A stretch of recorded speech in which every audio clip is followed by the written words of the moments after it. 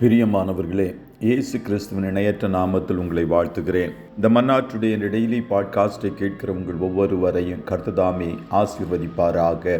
சங்கீதம் 119:71 இப்படியாய் கூறுகிறது, நான் உபத்திரவப்பட்டது எனக்கு நல்லது, அதனால் உமது பிரமாணங்களை கற்றுக்கொள்ளுகிறேன் என்பதாக. உபத்திரவமும் கற்றலும், அஃப்ளிக்ஷன் அண்ட் லேர்னிங் என்ற தலைப்பின் கீழ் இன்றைய மன்னாவை தியானிக்கப் போகிறோம். உபத்திரவங்களை யாரும் விரும்புவதே இல்லை. உபத்திரவங்கள் ஒரு தனி மனிதனுடைய வாழ்க்கையிலும் குடும்ப வாழ்க்கையிலும் தேசத்தின் குடிகளுக்குள்ளும் வேதனையையும் கஷ்டங்களையும் கொண்டு வரும். சில வேளைகளில் உபத்திரவங்கள் பாவத்தின் விளைவுகளாய் காணப்படலாம். சில வேளைகளில் கர்த்தருடைய நியாய தீர்ப்புகளாய் கூட காணப்படலாம். சில வேளைகளில் இயேசுவின் நாமத்தின் நிமித்தம் உபத்திரவங்கள் ஏற்படலாம்.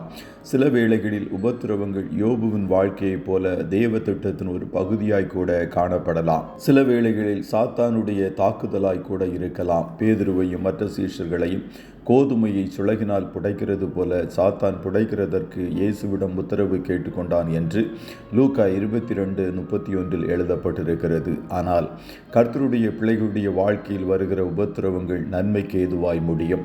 இயேசு கூட பட்ட பாடுகளினாலே கீழ்ப்படிதலை கற்றுக்கொண்டார் என்று வேதம் கூறுகிறது. நான் உபத்திரவப்படுவதற்கு முன் வழிதப்பி நடந்தேன், இப்பொழுதோ உம்முடைய வார்த்தையை காத்து நடக்கிறேன் என்று சங்கீதம் 119:67 எழுதப்பட்டிருக்கிறது. உபத்திரவங்கள் கர்த்தருடைய வழியில் நாம் நடக்க உதவி செய்யும். கர்த்தர் எசேக்கியா ராஜாவிற்கு 15 வருடங்களை கூட்டிக் கொடுத்ததன் நிமித்தம் மனாசே பிறந்தான். எசேக்கியா மரித்த வேளையில் மனாசே அவனுடைய 12வது வயதில் யூதாவின் மேல் ராஜாவானான். 55 வருஷம் அவன் அரசாண்டான். அவனுக்கு இணையான துன்மார்க்க ராஜா யூதாவிலும் இஸ்ரவேலிலும் கூட எழும்பவில்லை. அவன் கர்த்தருடைய ஆலயத்தில் பாகால்களுக்கு பலிபீடங்களை எடுப்பித்து விக்கிர தோப்புகளை உண்டாக்கி வானத்தின் சேனைகளை எல்லாம் பணிந்து கொண்டான். அவன் தன் குமாரரை தீமிதிக்க பண்ணி அவர்களை அக்கினியில் பலி செலுத்தினான். நாளும் நிமித்தமும் பார்த்து பில்லி சூனியங்களை அனுசரித்து அஞ்ஞனம் பார்க்கிறவர்களையும் குறி சொல்லுகிறவர்களையும் வைத்து கர்த்தருக்கு கோபம் உண்டாக அவர் பார்வைக்கு மிகுதியாய் பொல்லாப்பானதை செய்தான். மனாசே தன் ஜனமாகிய யூதாவின் குடிகளை வழி தப்பி போக பண்ணினான். கர்த்தர் மனாசேயோடும் அவனுடைய ஜனத்தோடும் பேசின போதிலும் அவர்கள் கவனிக்காதே போனார்கள் என்று வேதம் கூறுகிறது. ஆகையால் கர்த்தர் அசீரிய ராஜாவின் சேனாதிபதிகளை அவர்கள் மேல் வர பண்ணினார். அவர்கள் மனாசேயை முச்செடிகளில் பிடித்து கொக்கிகளை அவன் சரீரத்தில் மாட்டி வெண்கல சங்கிலிகளினால் அவனை கட்டி பாபிலோனுக்கு கொண்டு போனார்கள். இப்படி அவன் அதிக வேதனையையும் நெருக்கத்தையும் அனுபவித்த வேளையில் தன் தேவனாகிய கர்த்தரை நோக்கி கெஞ்சி தன் பிதாக்களின் தேவனுக்கு முன்பாக மிகவும் தன்னை தாழ்த்தினான். கர்த்தர் அவனுடைய கெஞ்சுதலுக்கு இறங்கி அவன் ஜெபத்தை கேட்டு அவனை திரும்ப எருசலேமில் உள்ள தன்னுடைய ராஜ்யத்துக்கு வர பண்ணினார். அப்போது அவன் கர்த்தரே தேவன் என்று அறிந்தான். அவன் பட்ட பாடுகளும் உபத்திரவமும் கர்த்தருடைய வழிகளையும் பிரமாணங்களையும் கற்றுக்கொள்ளும்படிக்கு செய்தது.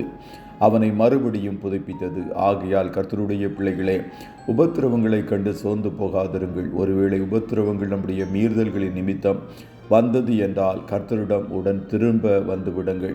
அப்போது கர்த்தர் உங்களை விடுவித்து திரும்ப மீண்டும் எடுத்து கட்டுவார். உங்களையும் உபத்திரவப்பட்டது நல்லது என்று சாட்சி பகிரும்படிக்கு செய்வார்.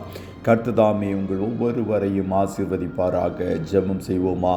நல்ல தகப்பனே, உம்மை நன்றியோடு துதிக்கிறோம். இந்த மன்னாற்றுடைய டெய்லி பாட்காஸ்டை கேட்கிற உம்முடைய பிள்ளைகள் ஒவ்வொருவரையும் கர்த்ததாமே ஆசீர்வதிப்பீராக. தகப்பனே, உம்முடைய பிள்ளைகள் ஒருவேளை உபத்திரவங்களினூடாய் கடந்து செல்லுகிறவர்களாய் காணப்படுவார்கள் என்றால் உபத்திரவப்படுகிறவனுடைய உபத்திரவத்தை அற்பமாய் எண்ணாத கர்த்தர் இவர்களை எல்லா வேதனைகளிலிருந்தும் உபத்திரவங்களிலிருந்தும் விடுவிப்பீராக. வியாதிகளை இவர்களை விட்டு விலக்கி போடுவீராக. எல்லா குறைவுகளையும் கர்த்ததாமே நிறைவாய் ஆசீர்வதிப்பீராக. பண கஷ்டங்களும் கடன்களும் இவர்கள் வாழ்க்கையிலிருந்து மாறட்டும் என்று சொல்லி ஜெபிக்கிறோம் ஆண்டவரே. இன்றைய தினம் நம்முடைய பிள்ளைகள் கையிடுகிற எல்லா வேலைகளையும் ஆசீர்வதியும். போக்கிலும் வரத்திலும் கர்த்தநீர் உடனிருப்பீராக. ஆட்டுக்குட்டியானவருடைய இரத்தத்திற்குள்ளாய் ஒவ்வொருவரையும் கொடுத்து இயேசுவின் நாமத்தில் வாழ்த்தி ஜெபிக்கிறோம் நல்ல பிதாவே. ஆமென்.